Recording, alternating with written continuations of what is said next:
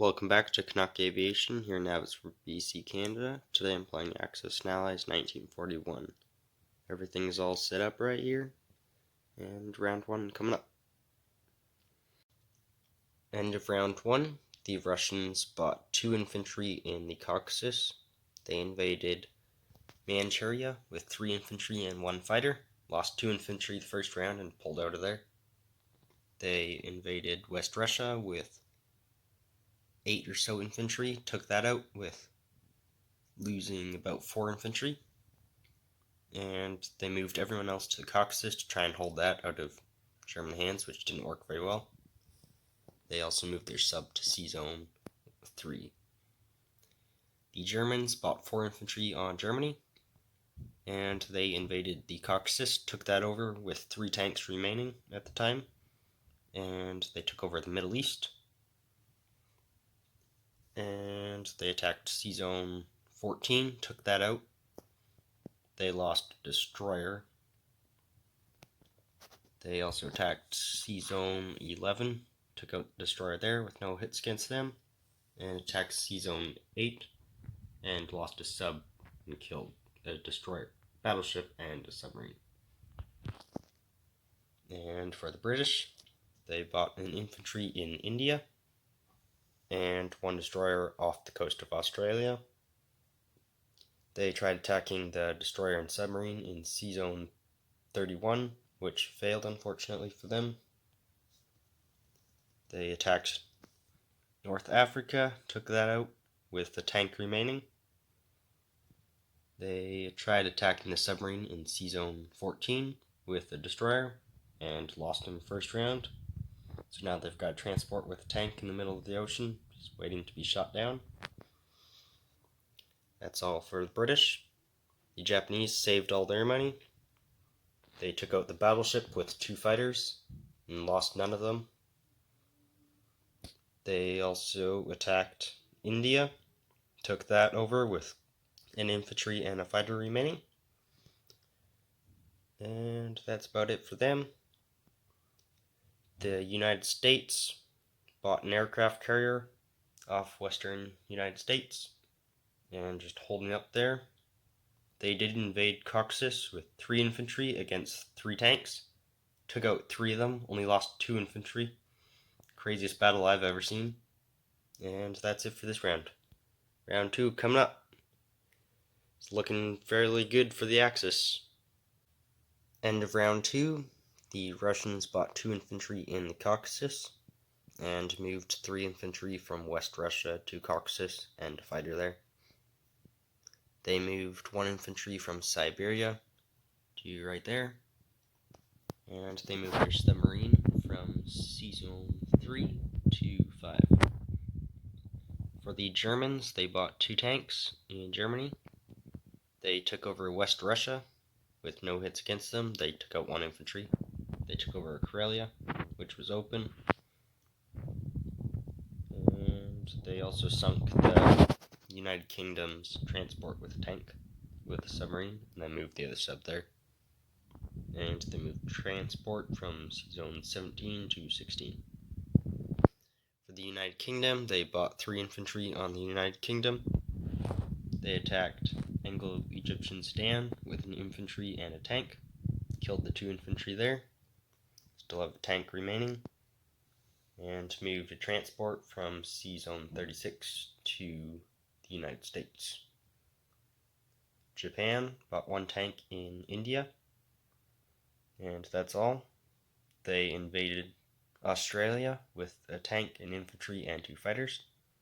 Lost infantry, but took it over. Moved a couple infantry from Manchuria to coastal China, and moved their fleet from C-Zone 39 to C-Zone 45. The United States bought a battleship off the coast of the United States, and that's it for this round. Round 3 coming up.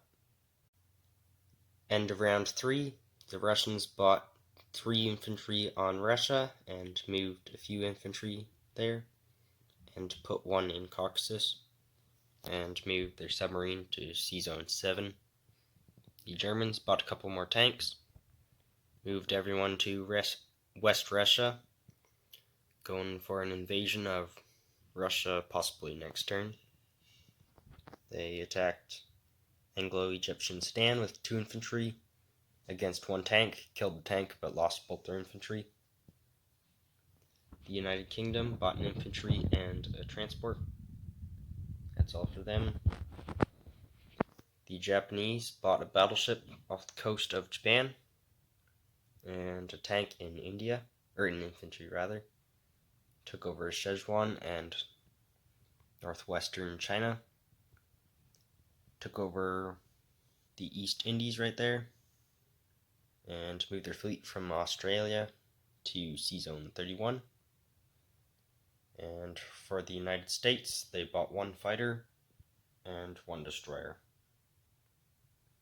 Round 4 coming up. Can Moscow hold? End of round 4, the Russians bought 2 more infantry in Moscow. That's all for them. The Germans bought 3 tanks in Germany, and they invaded Caucasus, which had 1 infantry, killed him, no hits against them, and moved their 2 subs up to Sea Zone 6, and moved their transports from Sea Zone 17 to 16. The United Kingdom bought 1 infantry and dropped 2 infantry in Western Europe, took that over, and that's all for them. The Japanese bought a tank in India and 2 subs off the coast of Japan. They took over Borneo with a tank, and they took over Anglo-Egyptian Stan with an infantry, and the Middle East with a tank, and took out an infantry there. They moved a couple infantry to the Caucasus, and moved a carrier, a couple fighters, and a destroyer to Japan. The Americans bought a destroyer and a transport in the Atlantic, and that's all for this round. Round 5 coming up. Round 5 here, the Russians lost their capital to the Japanese, and that's about all they did. The Germans bought a couple tanks in the Caucasus. They invaded Western Europe, took out the 2 infantry there, but they lost 2 tanks. They also invaded Russia, but they lost everyone, and there was an infantry and a fighter left for the Japanese to take out. The United Kingdom, Germany took out the United Kingdom's transport and destroyer. The United Kingdom bought, I think they saved all their money, yeah. The Japanese bought 1 tank in India and a couple subs in Sea Zone 55. They attacked Russia with 2 infantry and 1 tank. And they also attacked the Hawaiian Islands, brought their whole fleet there. And they took over Union of South Africa. And for the United States, they got 1 transport and 1 infantry. Round 6 coming up. I think it'll be the last round. The Allies are in no way going to be able to come back. End of round 6. The Germans bought an infantry and battleship, and they moved a couple tanks from the Caucasus to Eastern Europe. For the United Kingdom, they bought 2 infantry. For the Japanese, they bought 2 submarines, which I put in the wrong spot for some reason. And they attacked the United States fleet, took them out with 2 battleships, 2 subs, and a fighter remaining. And they took over Belgian Congo. They moved a couple tanks from Caucasus to Eastern Europe. And for the United States, they bought 1 destroyer on Sea Zone 11 and moved a destroyer and a couple transports off the coast of Canada. I'm going to make the Allies surrender, so this is the end.